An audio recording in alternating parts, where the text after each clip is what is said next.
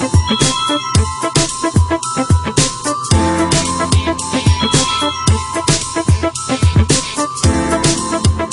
Steel Profiles podcast is brought to you by AISC Continuing Education. The new spring seminar schedule has just been announced. Register early for best pricing. Visit aisc.org/seminars to find a seminar in a city near you. Hello and welcome to the first AISC podcast. I'm Margaret Matthew, Senior Engineer in the Continuing Education Department at AISC, and I'll be your host today. We're very excited about our new podcast series, where we'll be bringing you interviews with a large variety of people in our industry. Look for a new installment every month. Our interview today is with Dr. James Fisher, outgoing chair of the AISC Specification Committee. Dr. Fisher, a vice president for computerized structural design in Milwaukee, Wisconsin, has had a long and illustrious career as a structural engineer. Jim did his undergrad work at the University of Wisconsin, was a lieutenant in the U.S. Army Corps of Engineers, and then did his master's and Ph.D. work at the University of Illinois. Dr. Fisher has authored or co-authored 16 books and numerous technical publications, as well as being a member of ASCE 7. Jim has been a longtime friend of the Institute, receiving the T.R. Higgins Lectureship Award in 1984, the AISC Lifetime Achievement Award in 2000, and AISC's highest award, the J. Lloyd Kimbrough Award, in 2006. The following is a compilation of 2 interviews conducted with Dr. Fisher, one by phone and one in person. So you were chairman of the Spec Committee from 2003 until last December 2009. And in that time, you saw the 2005 spec published, which brought ASD back, and also the 2010 spec is about to be published. So could you describe your philosophy as you came into the position as chair? Sure. I wouldn't say that it brought ASD back necessarily, because it was still incorporated into the model building codes, but it really hadn't been updated for a long time, since 1989. So my first goal was to create what I would call a unified specification so that practitioners could decide whether they want to use ASD or LRFD. And that decision is made when they pick up the model building code, like the International Building Code. They either have to select ASD load combinations or LRFD load combinations. So once an individual wants to do that, then we need to satisfy them that there are ASD provisions and LRFD provisions. So I also wanted to bring the ASD specifications up to date. As I mentioned, they hadn't changed really since 1989. And once that was accomplished, then I wanted to sort of like sit back and try not to make any additional changes for some time for later specifications. In my opinion, most practicing engineers, and myself included, are really tired of the constant changes that have gone on in the specification world. Not only the changes, but the frequency of the changes. So it's nice if we can hold the line for a while. Actually, AISC is now going to a 6-year cycle on the specifications, and that helps. It means there won't be any changes for 6 years. And I think it'd be nice if ASCE 7 and also the International Building Code could extend the years that they, put out their documents so that we can get used to them without having to look at changes right away. Yes, I think everybody would appreciate that. So after the 2010 spec is published, we won't see another new spec from AISC until 2016? Correct, and that probably won't be adopted, by like the IBC until, a year later or 2 years later, and then it has to be adopted, of course, by municipalities and states. So it'll be some time before we see another one after the 2010.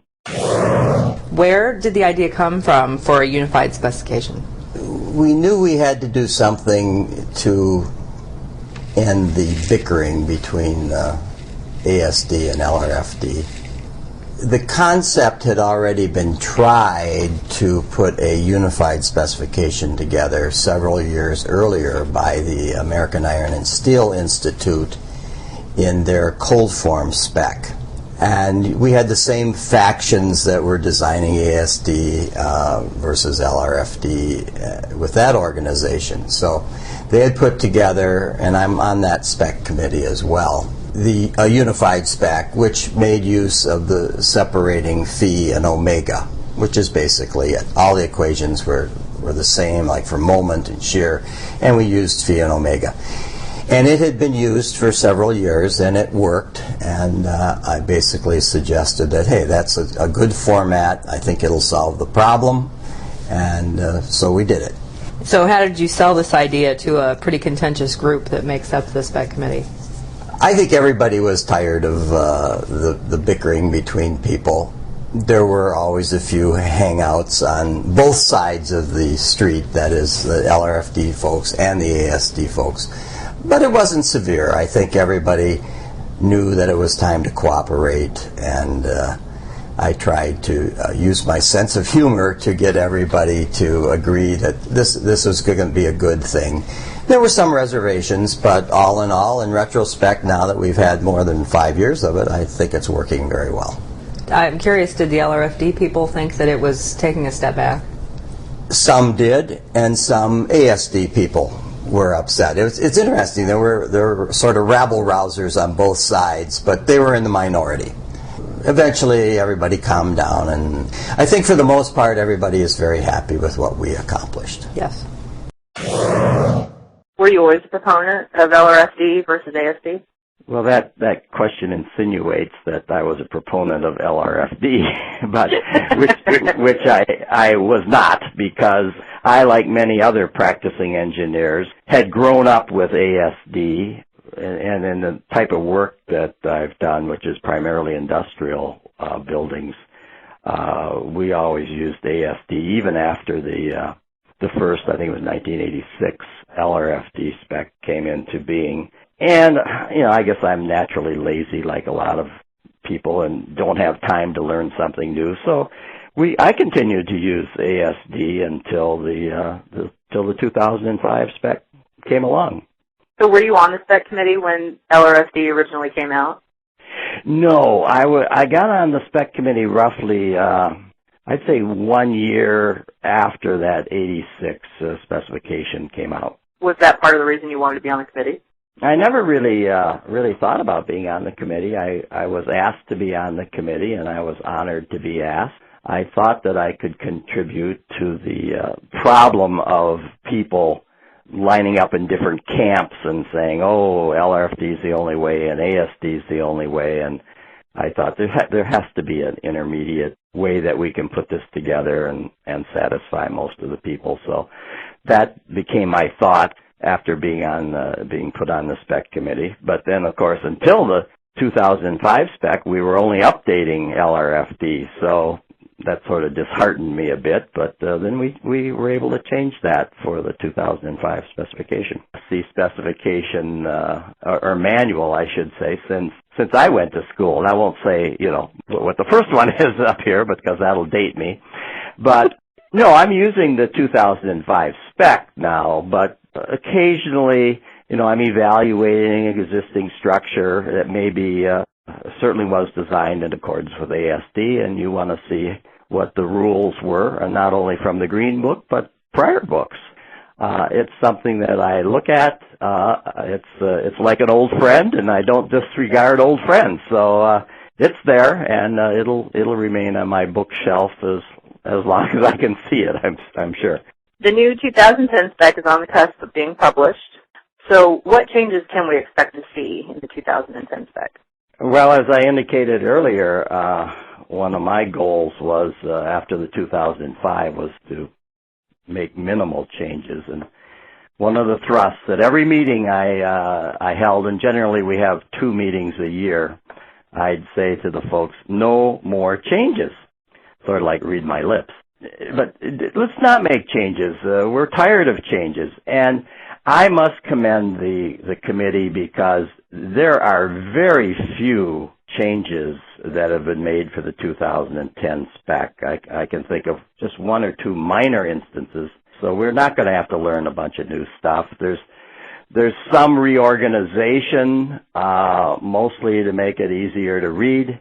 to put emphasis on certain things, but for the most part, there's no changes, and I think the profession will be very happy with that. So what do you consider your biggest challenge in your tenure as chair? I don't think there were really any major challenges. I like running meetings. I like organizing people. I like convincing them one way or the other, and that's all part of it. The committee members themselves, all these TC members that are the brainiacs of the group, were always helpful. They worked really hard, compromised when they had to compromise, and I enjoyed working with all of them. There were a few meetings where we came close to fist fights, but not many. They're all professionals, so that doesn't really happen. And I should also add, there could be significant challenges except for the fact that the AISC staff members, which were intimately involved with all the task committees and the main committee, are extremely helpful and took a lot of the administrative stuff away where I didn't have to deal with it. It was very helpful. So I can't thank them enough. Shankar Nair is the new Specification Chair. What do you think he will bring to the position, and what challenges do you think he will face? Well, I think like myself, he probably won't have any major challenges. I have known Shankar Nair probably over 45 years. We were both graduate students together. I'm a little older than Shankar, and that's because he was so smart. He advanced quicker than I did. But he is one of the most intelligent engineers that I know.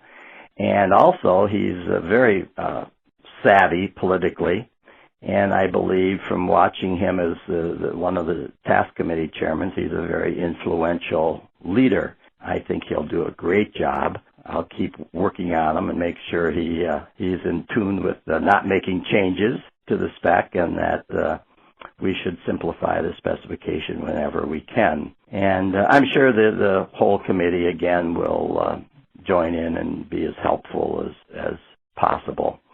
So I know he'll enjoy his tenure as chairman as much as I did, because it really has become a family to many of us. Well, we look forward to seeing what he has in store for us. What's your most interesting memory from your 20-plus years on the spec committee?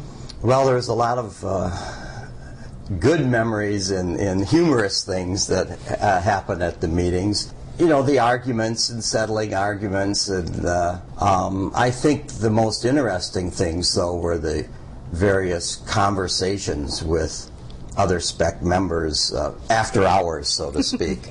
I still remember the advice that Bill LeMessurier gave me while we were having a cocktail one evening in Chicago, where he said, Jim, always remember that you should never design a building unless you can design it on the back of an envelope.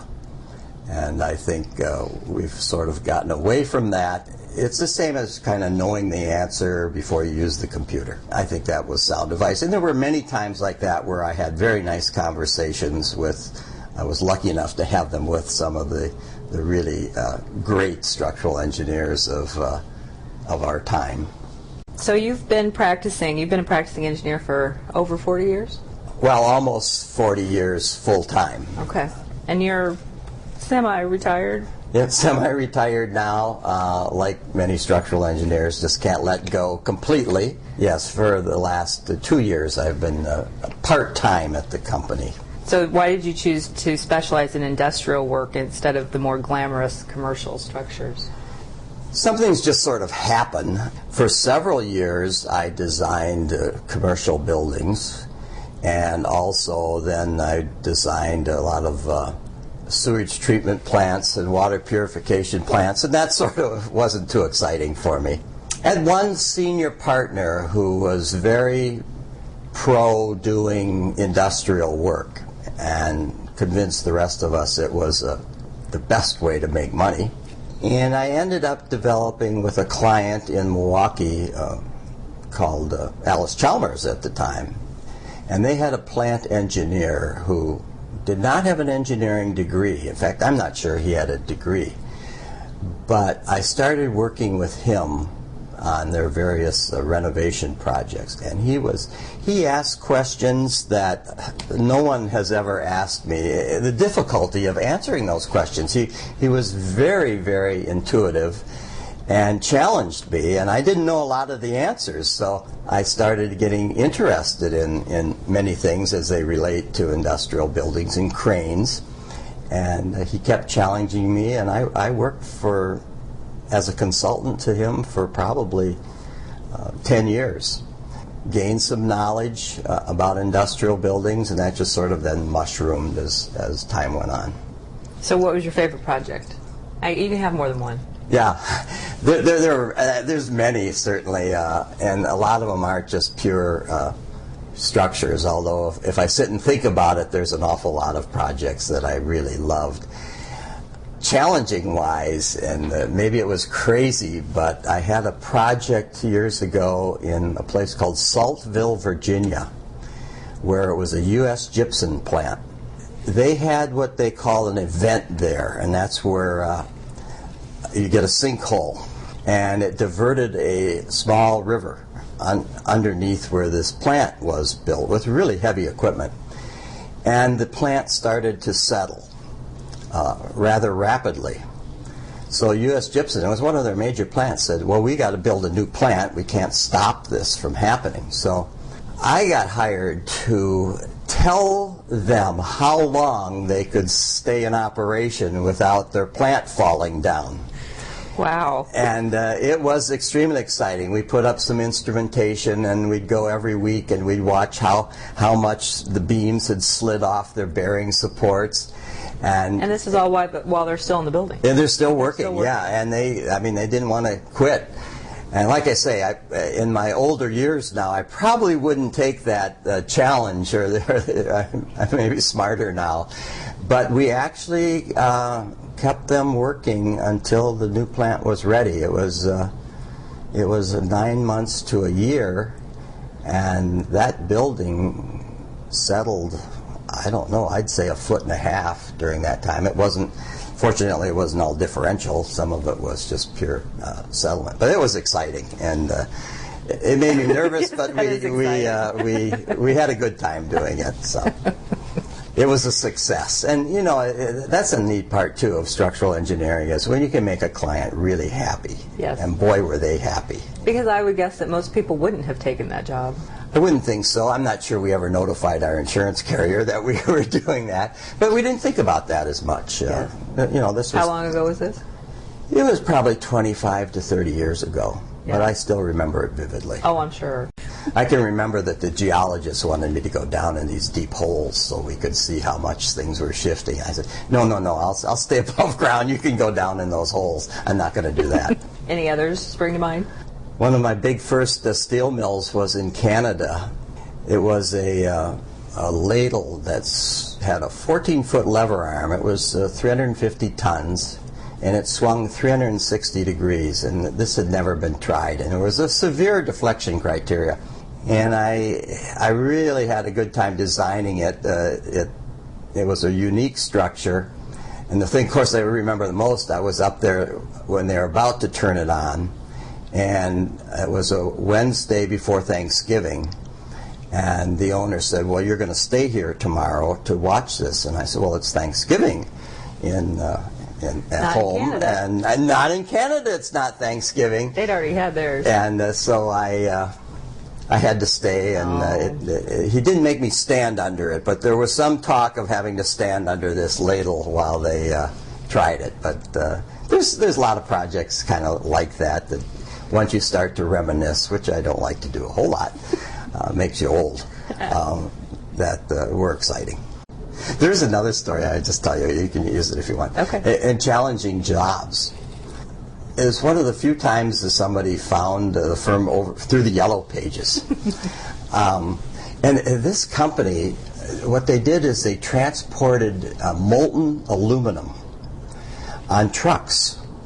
They were out of the south side of Milwaukee, and they had a truck going to Ohio from Milwaukee. This is when the energy crunch in the early 70s was there, and it costs more to reheat these aluminum billets than to transport them in the liquid state. Really? Yes.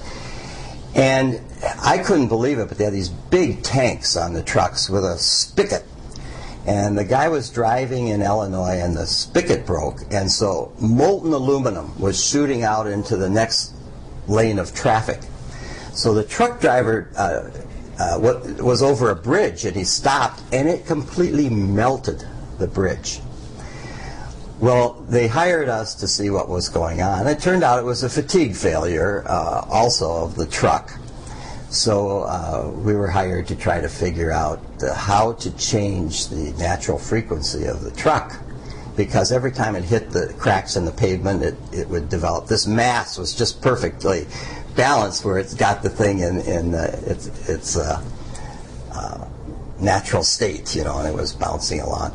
So I rode with truck drivers for 3 days. We instrumented the trucks. And one of the truck drivers told me that this had also happened to him. And there were no regulations on these vats of aluminum. And this guy, it was at night, and he pulled into a big shopping center parking lot and just kept making smaller circles till the aluminum ran out. They paid for a parking lot. But we changed their support system on the trucks. So there was an air ride system, and it got away from the natural frequency, and it solved the problem. But that was exciting. Who's the most interesting person you've ever worked with? Well, there's interesting, intelligent people, and weird people, and interesting people.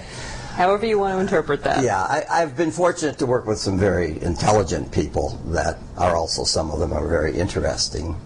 But I think through the years, my colleague, Mike West, is an interesting individual. He and I are so different, and I think it's because he's left-handed and I'm right-handed, and he's right-brained or left-brained. I don't know the difference, but we never agree on anything, and we fight and we argue, but when we work together, we finally arrive at a good solution. You challenge each other. We challenge each other, and I was more interested in some of the typical structural engineering things, and Mike was just extremely good at putting construction documents together. So that team, I can remember one job for UPS where we drove down to Chicago on a Saturday morning and interviewed for the job, and we basically had it designed by Sunday. They were just thrilled that because it was a very fast track thing. That was an exciting project, but together we could do things very quickly. And you've worked with Mike for how long? Probably close to 35 years. A long time friendship. A lot of your career, most of your career. A lot of my career, and for a lot of years I didn't work with him because we didn't get along. But once we realized that we could team up and be successful, we've had a good time. What's your biggest professional regret? Honestly, I do not have any regrets whatsoever. I think that's rare. I know it's rare, and I can think about bad days at the office. I mean, there were challenging days and frustrating days, but I really don't have any regrets. I don't have any professional regrets. I've found it important to never look backwards. Always look forward, and as one gets older, it's harder to do because you see all these old people. They reminisce a lot more, and I think it's important to gain from that knowledge, but to always look forward. What are you going to do tomorrow? What are you going to do the next day? Right. And that's what keeps you going. Looking back at your long, illustrious career, what are you most proud of? I haven't really thought about that. I would say I'm most proud of the friendships that I've developed within the profession. I love my colleagues. I love my company. Just being able to associate with many of these people, and like I say, some very intelligent folks, I'm very happy with that aspect of my life. And that's really maybe not professional, but the professional stuff did make that happen. Mm-hmm. If you could go back in time, what advice would you give to a young Jim Fisher just getting started in structural engineering? I think I'd give the same advice that was given to me by Ted Columbus. I met Ted when I was just a young graduate student. And he came up to me and said, "You get involved professionally. You will never regret it." And I took Ted's advice and first joined a AISC committee on plate girders, and that stemmed into, the AISC work and the AISI work, and I think it's very important to get involved professionally, and it's satisfying. You contribute to your industry, and you make great friends. I think it adds a little bit more to your profession too, other than just designing buildings, and it brings another layer to it, I think. Yes, and I was fortunate also to have colleagues at the office that would permit lots of, as the attorneys would say, pro bono work. Yes. Because through the years it averaged out to be a lot of time. And I hope that continues in our firm for a long time, because I think it is important. Whether you get work from it or not doesn't really matter. I really think it's giving back to the profession, and it's making the friendships that you make. So I think that concludes our interview today. Thank you so much for your time today, Jim, and it's always a pleasure to talk with you, and thank you also for all of your hard work as the chair of the Specification Committee. Well, thank you. I've enjoyed it, and I will continue to be active as long as I'm capable, and as long as AISC wants me there. Thank you. I'm sure that's probably never going to change. So, well, thanks a lot. This has been a presentation by the American Institute of Steel Construction. Next month's podcast will feature an interview with new AISC Specifications Chair, Shankar Nair. For more information on AISC continuing education opportunities, please visit us on the web at aisc.org/seminars. And remember, there is always a solution in steel.